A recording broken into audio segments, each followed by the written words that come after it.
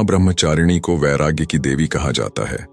एक हाथ में कमंडल और दूसरे हाथ में जपमाला धारण किए हुए मां ब्रह्मचारिणी हम सभी साधकों को वैराग्य और तप का मार्ग दिखाती हैं।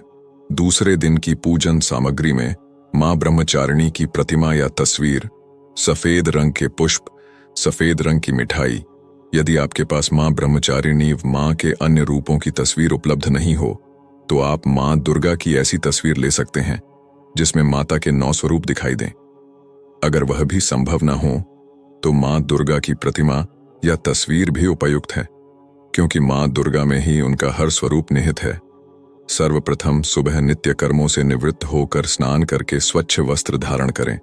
चौकी को साफ करके वहां गंगा जल का छिड़काव करें। चौकी पर आपने एक दिन पहले जो पुष्प चढ़ाए थे उन्हें हटा दें।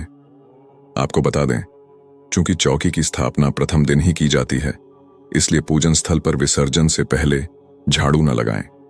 इसके बाद आप पूजन स्थल पर आसन ग्रहण कर लें। अब माता की आराधना शुरू करें। सबसे पहले दीपक प्रज्वलित करें। अब एयूएम गम गणपतये नमः का 11 बार जाप करके भगवान गणेश को नमन करें।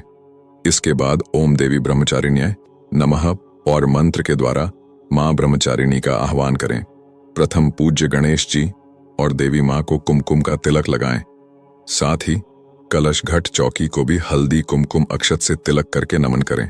इसके बाद धूप सुगंधि जलाकर माता को फूल माला अर्पित करें। नरवाण मंत्र ओम ऐं ह्रीं क्लीं चामुंडाय विच्छे का यथाशक्ति अनुसार 11, 21, 51 या 108 बार जप करें।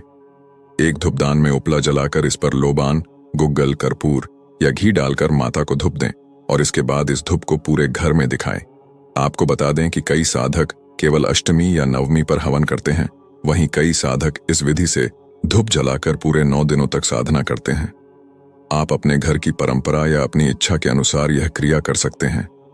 अब भोग के रूप में दूध से बनी मिठाई माता को अर्पित करें। इसके बाद मां ब्रह्मचारिणी की आरती करें। इस तरह आपकी पूजा का समापन करें। सबको प्रसाद वितरित करके स्वयं प्रसाद ग्रहण करें। दुर्गा जी की 9 शक्तियों में दूसरा स्वरूप ब्रह्मचारिणी का है। नवरात्रि में दूसरे दिन मां ब्रह्मचारिणी की पूजा की जाती है। ब्रह्मचारिणी नाम में ब्रह्म शब्द का अर्थ तपस्या है। इस प्रकार ब्रह्मचारिणी का अर्थ तप की चारिणी अर्थात तप का आचरण करने वाली। कहा भी है, वेदस्तत्व तपो ब्रह्म वेद। तत्व और तप ब्रा शब्द के अर्थ हैं।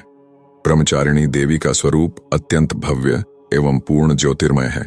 देवी ब्रह्मचारिणी के बाएं हाथ में कमंडल और दाहिने हाथ में तपस्या के लिए माला है। अपने पूर्व जन्म में जब ये हिमालय राज के घर पुत्री के रूप में उत्पन्न हुई थी, तब नारद जी द्वारा दिए उपदेश से इन्होंने भगवान शंकर जी को पति रूप में प्राप्त करने के लिए अत्यंत कठोर तपस्या की। इसी कठोर तपस्या के कारण इन्हें ब्रह्मचारिणी नाम से जाना गया। 1000 साल केवल फलमूल खाकर तपस्या की थी, फिर 100 सालों तक केवल शाक खाकर जीवन यापन किया।